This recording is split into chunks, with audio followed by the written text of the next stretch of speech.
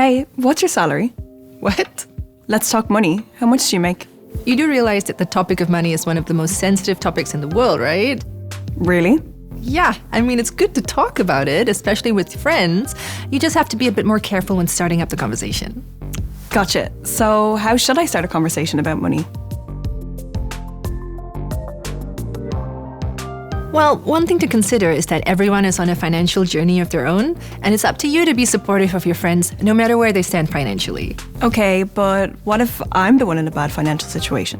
Then don't be afraid to ask for advice. Your friends have probably been in a similar spot. Asking them for advice can help you figure out the best way out of a financial bind. And if you're part of a situation where your friends want to do something that's out of your budget, it's okay to set some boundaries. You mean I should tell them I have no money? Well, you can say something like, "That's not in my budget right now." Being open about that with your friends can help strengthen your relationship. Imagine if the roles were reversed. You wouldn't really pressure your friends into spending money on something they can't afford, right? Yeah, that would be quite rude. But what if my friends are really better off than me? Well, in that case, try to avoid comparison at all cost.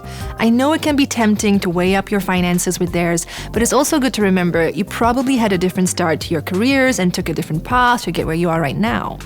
That's all great advice, but what if it leads to an argument? Talking money with your friends can cause drama, but feel free to shut down the conversation. Simply saying, "I don't feel like talking about this," should do the trick. Also, stick clear from taking part in any further conversations about money. It's good to notice when a friend doesn't feel comfortable talking about their finances. In that case, feel free to change the subject to respect their privacy. So basically, if I feel like a conversation about money is getting out of hand or may lead to an unpleasant discussion, it's best to change the subject before any damage is done, right?